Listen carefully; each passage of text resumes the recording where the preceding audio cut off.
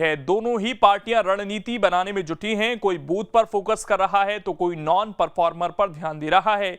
किसकी क्या तैयारी है, इस रिपोर्ट में आप देखिए। –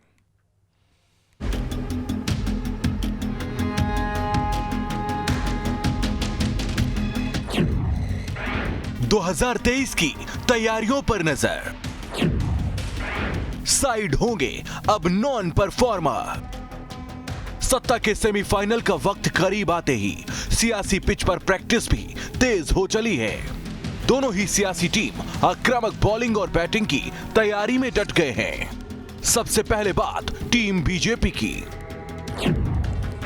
हारी हुई सीटों के लिए अलग रणनीति बन रही है। हारी हुई सीटों पर बूथों की मैपिंग हो रही है। प्रभारियों के परफॉर्मेंस का आकलन हो रहा है। जिन बूथों पर हार, वहां की टीम बदलेगी। जिन प्रभारियों का परफॉर्मेंस ठीक नहीं होगा वो हटेंगे। 28 सीटों के उपचुनाव में 9 सीटों पर हार हुई थी। हारी हुई 9 सीटों पर असंतोष है। बीजेपी के मूल कैडर खुश नहीं है। मूल कैडर को संतुष्ट करने पर फोकस है। इसी तरह बात करें टीम कांग्रेस की तो संगठन की कसावट पर सबसे ज्यादा जोर है। मंडलम सेक्टर को फिर से एक्टिव किया जा रहा है। सक्रिय नेताओं को आगे लाया जाएगा। अभी 1956 सेक्टर प्रभारी हैं, 978 मंडलम प्रभारी हैं। इनके काम का आकलन हो रहा है। जो निष्क्रिय होंगे वो हटाए जाएंगे। चूंकि अभी करीब करीब 1 साल का वक्त है और इसीलिए पार्टियों का सबसे ज्यादा ध्यान संगठन को मजबूती से खड़ा करने पर है, ताकि चुनाव के वक्त जमीन पर मजबूती से डटे रहें। संगठन में बदलाव तो एक साधारण प्रक्रिया है, नॉर्मल प्रक्रिया है और उसे भी कई स्थानों पर तो मेरी जानकारी में संगठन का कार्यकाल भी पूरा होने को है। तो संगठन में और मजबूती की दृष्टि से जो भी आवश्यक कदम उठाने की जरूरत होती है, हमेशा हमारे संगठन के नेता हमारे लोग उठाते हैं। तो बूथ विस्तारक योजना भी मध्य प्रदेश के बीजेपी ने चलाई थी। इसके अलावा और भी जहाँ जहाँ पर जनता पार्टी कमज़ोर है वहाँ भी उसको किस तरह मजबूत किया जा सकता है, इसका लगातार सर्वे के माध्यम से, बैठकों के माध्यम से कोशिश हो रही है। और बीजेपी का फोकस इस समय उन सीटों पर भी अधिक है जहाँ पर कि हम कभी मतलब बहुत या तो कम जीते हैं या नहीं जीत पाए हैं। जब भी कोई बदलाव होता है कोई भी राजनीतिक दल हो, तो ये स्वाभाविक है कि पिछले जो भी रिकॉर्ड हैं उनको देखते हुए ऐसे फैसले लिए जाते हैं और उचित है और स्वाभाविक है। जहाँ तक भारतीय जनता पार्टी का सवाल है, पिछले दिनों में ये देखने में आ रहा है कि आम नागरिक का विश्वास भारतीय जनता पार्टी से उठता जा रहा है और उसके नतीजे स्थानीय चुनाव में देखकर सामने आए हैं। जहाँ तक कांग्रेस का सवाल है तो कांग्रेस के अंदर उत्साह है। हम लोग काफ़ी थोड़ा नीचे चले गए थे, लेकिन पिछले चुनाव ने दिखला दिया है कि अब जनता हमारे साथ है, हमारे कार्यकर्ता दमदारी से काम कर रहे हैं। इसलिए संगठन को और मजबूत करने के लिए कमलनाथ जी ने कुछ निर्णय लिए हैं। तो मैं समझता हूँ कि कांग्रेस को उसका फायदा होगा। दरअसल निकाय चुनाव में जिस तरह के नतीजे आए हैं उससे साफ है कि 2023 में बीजेपी कांग्रेस में आर पार का मुकाबला होगा। बड़े निगमों में जीत से जहां कांग्रेसी खेमे की उम्मीद बढ़ी है, तो वहीं बीजेपी को खतरा महसूस हो रहा है।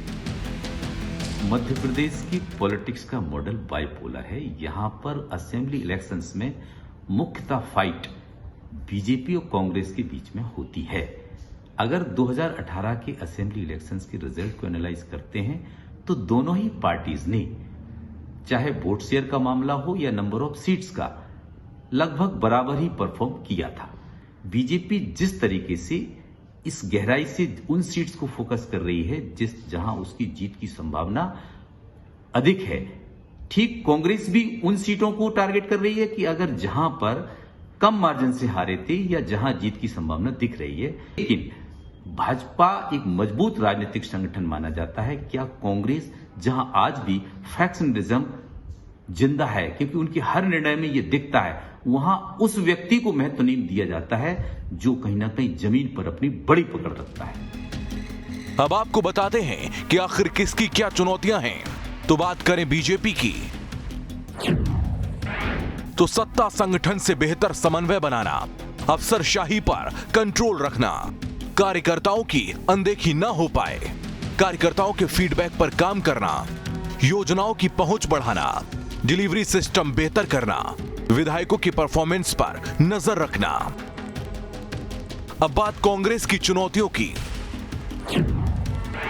तो पार्टी को एक रखना, नेताओं की दूरियों को कम करना, हर जिले में संगठन को मजबूत करना।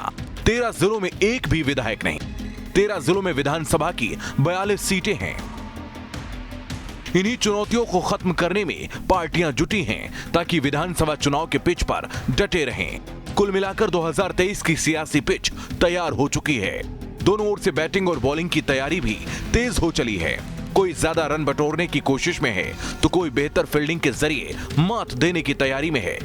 इसीलिए बीजेपी सत्ता बचाने के लिए तो कांग्रेस सत्ता में आने के लिए संगठन में रिफॉर्म कर रही है।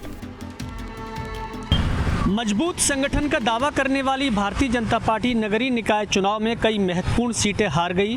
इसीलिए पार्टी अब 2023 के विधानसभा चुनाव की तैयारी में जुट गई है और हारी हुई कमजोर सीटों पर बीजेपी अब नई टीम को बिठाना चाहती है। दूसरी ओर कांग्रेस भी अपने मंडलम, सेक्टर और बूथ को मजबूत करने के लिए कड़े फैसले ले रही है। एनपी प्रजापति से जिम्मेदारी लेकर अशोक सिंह को दे दी है। यानी संगठन तो कांग्रेस का भी है, लेकिन धरातल पर काफ़ी कमज़ोर नज़र आता है। इसीलिए कमलनाथ ने अब इसमें कसावट लाना शुरू कर दी है। देखते हैं दोनों ही दलों की कसावट का आगामी चुनाव की तैयारियों पर कितना मजबूती के साथ प्रभाव पड़ता है।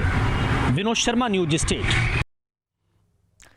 अब इसमें खबर तो यह है कि निकायों में पार्टियों को ट्रेंड पता चला, कमजोरी और ताकत का एहसास हुआ, इसीलिए इस फ्रंट पर ज्यादा फोकस है। वहीं बीजेपी एक ऐसा ऐप तैयार कर रही है जिसमें मंदिर, मस्जिद से लेकर